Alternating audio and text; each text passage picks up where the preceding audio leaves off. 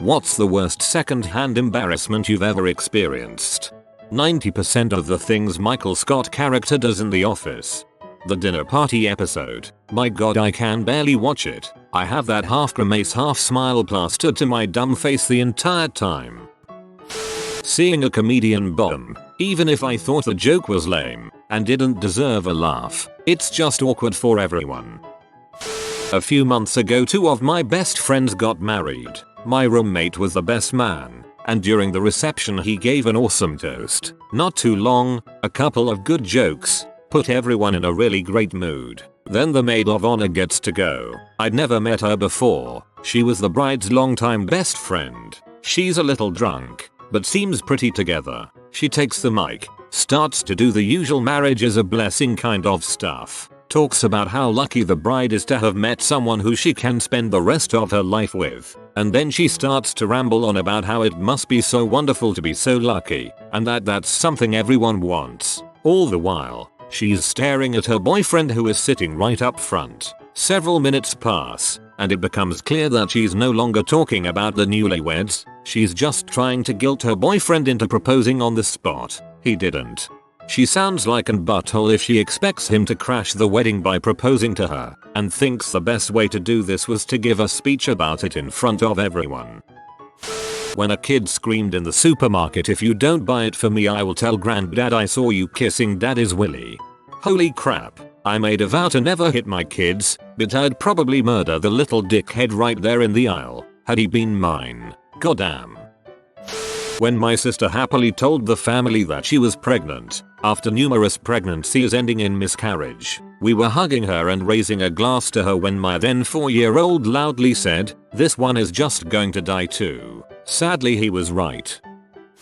I was out with a group of friends Saturday night when the Trump rushed off stage story broke. One guy said, "See, I told you he'd get assassinated." Another said, "Not gonna happen. Too much security now. Last time was 1963, JFK. The girl in our group asked, "You shouldn't joke about things like that. Was it 1963 or not?" November 22nd. Oliver Stone even made a film about it. JFK. Aren't you guys ever serious? Ends up she thought JFK was text speak for just freaking kidding.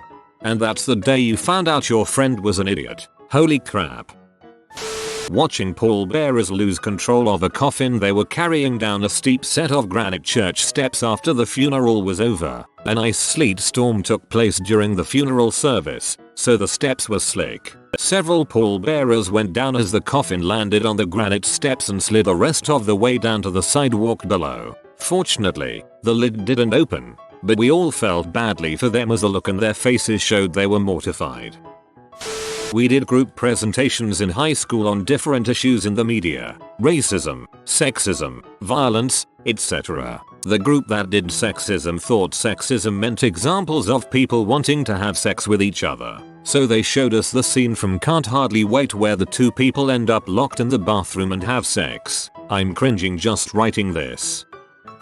A friend of mine had been trying to hit on a colleague of ours for a few weeks. She clearly enjoyed the attention but wasn't particularly interested, and after a couple of times getting knocked back we started suggesting that he might want to check himself, because it was getting kind of awkward and he was coming on a bit strong. One evening we'd gone out for some drinks and he ended up sitting awkwardly next to her, arms crossed, looking absolutely miserable while she made out with another girl, which would have been awkward enough. But it turned out they'd actually been dating for months at this point and she just didn't bother telling him she had a girlfriend. We even tried to take him away from the situation but he insisted on sitting there the whole time staring at his feet and obviously feeling awful. A while after he resolved to try to be friends with her instead, but it turned out her relationship with that girl was pretty serious. 6 or 7 years later they're married now. So he couldn't even hang out with her without being reminded of how he behaved that first time he met her now wife. So it's still embarrassing.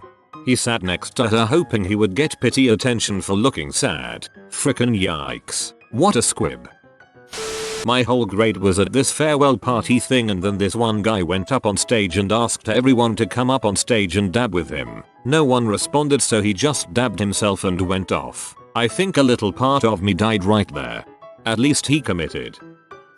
Seeing someone be stood up on a date. Oof. It's painful to watch. It's really a seriously crappy thing to do to someone. Whatever your reasoning, if you don't want the date, just cancel it.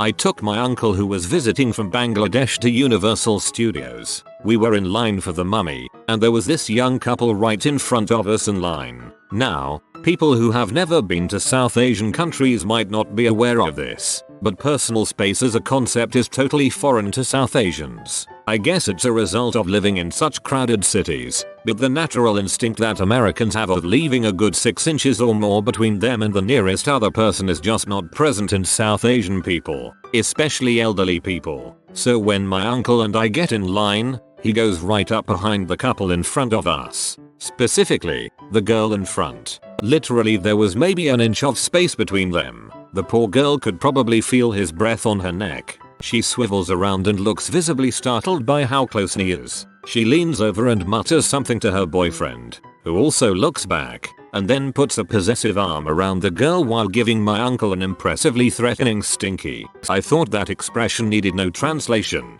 but my uncle is blissfully unobservant. He's chattering on in Bengali about his new grandchildren, cheerful in a way only truly oblivious people can be. I, on the other hand, am dying. A small part of me wanted to laugh. The rest of me is terrified that this young healthy looking guy is gonna murder my idiot old uncle for literally breathing on his girl, like some old 50s movie. As the line progresses, I manage to kind of insert myself in front of my uncle, and form a human barrier between him and the couple. He doesn't seem to notice what I'm trying to do and just keeps telling me to move up. But then I distracted him into telling me a long story that I did not hear one word of, until the couple was finally safely on the ride and 10 feet away from us. That was easily one of the most stressful 20 minutes of my life. On the plus side, my uncle really liked Universal Studios and he bought me a SpongeBob hat and backpack, so not a totally terrible day. You know when you have to use the bathroom really badly and you get pretty gassy, and that noise it makes inside your gut, like you're farting inside yourself? Well, I was taking an exam in my math class in high school, so the room was quiet, and that happened to this one guy, except it was incredibly loud and lasted, no joke, for like 1 whole minute and everyone was looking around the room at each other laughing, except for him. His head was down and his ears were blood red lol. Poor guy. It was awful. I get that in stressful situations a lot. The worst part is some of the internal farts escape and I'm awkwardly trying to remain calm no matter how obvious it was that it was me. I was in a sports shop with my dad when I was about 8. We were both in there buying inline skates. My dad was testing out some around the store, not realizing only one of the skates had a brake. Put the wrong foot back to brake and very comedically fell back waving his arms. Grabbed a soccer goalpost on his way down and brought the whole goalpost down on top of him. He just lay there with the net covering him. I tried to pretend I didn't know who he was. I was in media class back in high school, so a part of what we had to do was go to local events around town and wanted to get credit and pass the class. One time I was filming an award ceremony with a few of my friends from class when I noticed a young girl in a wheelchair and I saw that her parents and a few of the staff members of the venue were trying to get her down a set of stairs while she was in a wheelchair. Little did they know that if they just went around where I was there was a ramp that would down to the lower level. But while they were trying to get her down the stairs she happened to fall out of her chair. They had to call an ambulance to take her away and none of us knew what ended up happening with her, but everybody in the theater got really quiet and it was insanely awkward. Every single Valentine's Day or promposal during high school, seeing my classmates pull big stunts to express their feelings almost always fell flat. It was all around awkward, especially if you were a spectator of the whole thing. I realized in high school that, if you want to get a true answer, you need to be genuine and talk in private. Putting someone under the spotlight is a lot of pressure. Someone broke up with the guy who was sitting next to me in the subway. He started sobbing and begging him not to do it. You could tell that he was embarrassed that this was happening to him in public, but his emotions took over. That is brutal, I went to Orlando with my parents, grandparents, and 2 aunts. We were in a restaurant that I don't remember the name of, but it was the one where Disney characters come to the table. My grandpa ordered the shrimp. 20 minutes later, he gets a look on his face and he says in his thick Russian accent to Donald Duck, I have to go to bathroom. Can thou direct me to bathroom? Donald points to it and Grandpa gets up and walks across to where it was. He pursues and crouched down before getting there. A brown stain appeared on his cream pants. He had eaten some bad shrimp.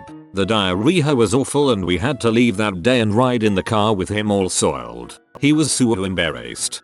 There is something so much worse when old people are the victim of such unfortunate events.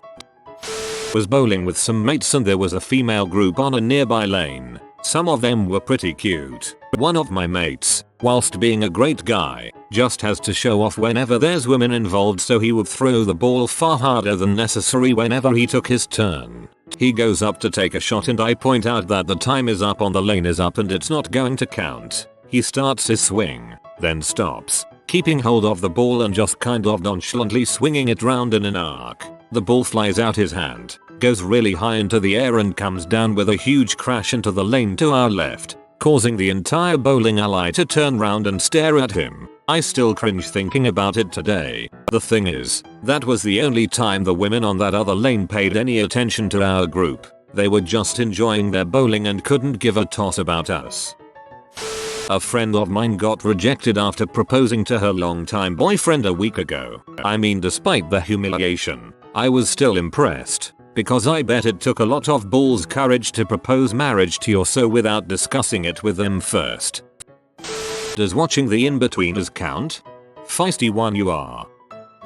Ashley Simpson's lip sync fail on Saturday Night Live. Haha, and that hoedown dance she does to try and save it. When my newborn son let out a big fart in the grocery store and someone thought it was me. Sure. When some random man was yelling at an amusement park attendant that they are all racist for charging him $1 instead of 99 cents for a drink. Plot twist. It was in Canada, where everything is rounded to the next nickel if you're paying cash. Being in class with that guy who opened his laptop and had pee playing. Ouch. And that's why you always check your laptop 2 more times before class. When Kevin spilled his chili. He worked so freaking hard on that goddamn chili. Last year when I was in grade 12, we had a guest motivational speaker come in to talk to our small school, about 250 students. He used to only do private sessions, but this was his first public session in front of a large crowd. He completely bombed. He choked. He spent 30 minutes in front of the whole school trying to do his presentation. It was bad. I was in the queue at a coffee shop and there was an impatient businessman in front of me. He'd snapped at the barista a bit and we were just standing in silence. Suddenly this happy guy comes in and does a joke tap on one shoulder and duck to the other side so the businessman looked right, then left to see this happy chap grinning at him. Then poor happy man realized this wasn't his pal and quickly mumbled an apology and shuffled behind me to wait for his friend to actually arrive. Unbelievably awkward silence. Businessman. I freaking hate Mondays. Male strip show. It was not sexy and I just felt incredibly embarrassed for them. Was at my neighbor's birthday party years ago and her parents hired a male stripper. It was her 15th birthday. She sat on a chair in the middle of the dance floor, while this slightly chubby guy wearing only a pair of Speedos just kind of wiggled awkwardly in front of her. Even at 14, I know that was going to be about the most fricked up thing I was going to see. Like this video and this good bee will play you a nice song. If you are new to the channel, you can subscribe. I publish new videos every day. Until then, check another video, or don't. Either way, have a great day you magnificent people.